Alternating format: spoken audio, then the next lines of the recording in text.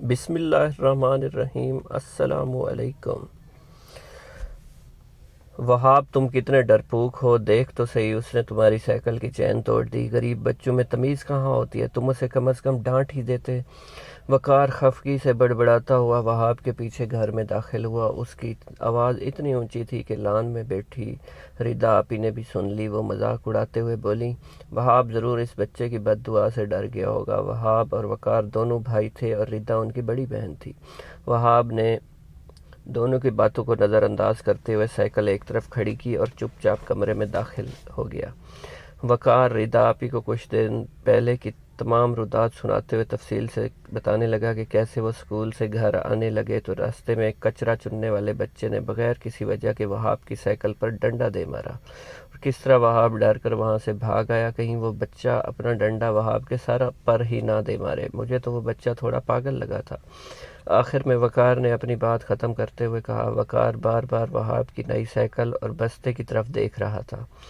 وہاب بیٹا، اگر تم فارغ ہو تو دکان سے مجھے دہی لا دو گے؟ وہاب اور وقار ٹیوشن پڑھ کر گھر آ رہے تھے جب پڑوس میں رہنے والی ادھیڑ عمر خاتون نے اپنی کھڑکی سے وہاب کو، جی آنٹی میں بستر رکھ کر آتا ہوں۔ وہاب نے فوراً حامی بھر لی۔ کیا تم 2 گھنٹے تک مسلسل پڑھائی سے تھکے نہیں؟ وقار نے منہ بنا کر پوچھا۔ وہاب مسکرا دیا۔ وقار جانتا تھا کہ اس سے کچھ کہنا فضول ہے، پھر بھی وہ بولا، تم بہت ڈرپوک ہو، کیا ہوتا اگر تم انکار ہی کر دیتے؟ لیکن نہیں، تمہیں تو ڈر ہے کہیں آنٹی بابا تمہاری شکایت نہ کر دیں۔ بڑبڑاتے ہوئے سر جھٹک کر چابی سے دروازہ کھولنے لگا۔ اللہ اکبر! بابر نے اچانک گاڑی روکی۔ آگے بیٹھے دادا ابو نے اگر سیٹ بیلٹ نہ باندھی ہوتی تو ضرور ان کا سر بھی پچھلے بیٹھے وہاب کی طرح آگے کو ٹکراتا۔ وہ تینوں کسی کام سے گھر سے نکلے تھے اور بڑی سڑک پر آتے ایک رکشے والے نے غلط موڑ کاٹتے ہوئے اپنا رکشہ بابا کی گاڑی سے ٹکرا دیا۔ رکشہ الٹ چکا تھا، بابا کی گاڑی کا نقصان بھی ہوا تھا۔ ان کی جانب کا شیشہ ٹوٹنے سے ہاتھوں اور پیروں پر چوٹ آئی تھی۔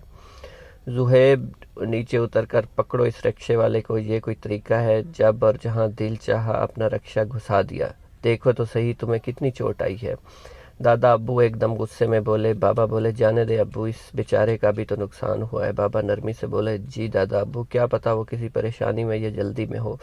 ابو اس سے سختی سے پیش آئیں گے تو اللہ تعالیٰ ناراض ہو سکتے ہیں۔ اور بابا پلیز ہسپتال چلیں اور اپنی پٹی کروائیں، دیکھیں آپ کے ہاتھوں کتنا خون بہہ رہا ہے۔ وہاب نے پریشان ہو کر کہا، ارے تم دونوں باپ بیٹا ایک نمبر کے ڈرپوک ہو۔ دادا ابو باہر نکلے۔ لوگوں کا ایک ہجوم تلملا کر گاڑی سے جمع ہو چکا تھا۔ اللہ جانے ابا اس غریب کے ساتھ کیا سلوک کریں گے۔ بابا پریشانی سے بولے۔ اس وقت ایک آدمی دوڑا ہوا آیا اور گاڑی کا دروازہ کھول کر زہیب صاحب کو سہارا دے کر باہر نکالا۔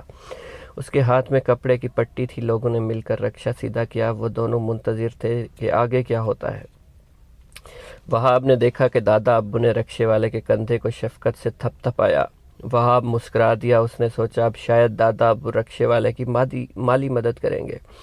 پٹی بندھواتے ہوئے زہیب صاحب نے پلٹ کر دیکھا۔ دادا ابو اپنی جیب سے چند بڑے نوٹ نکال کر اس غریب رکشے والے کو تھما رہے تھے اور وہ عاجزی سے جھکا جا رہا تھا۔ لوگ مطمئن لگ رہے تھے۔ میں نے خون بند کر کے فوراً پٹی باندھ دی تھی۔ آپ قریبی اسپتال جا کر زخم صاف کروا لیں، پٹی کروا لیں، آدمی نے کہا۔ اتنی دیر میں وہاب نے کچھ لوگوں کے ساتھ مل کر شیشے کے ٹکڑے گاڑی سے نکال دیے تھے۔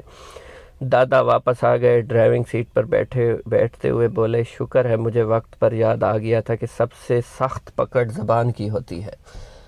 واہ، بس یہی سوچ کر میں ڈر گیا تھا۔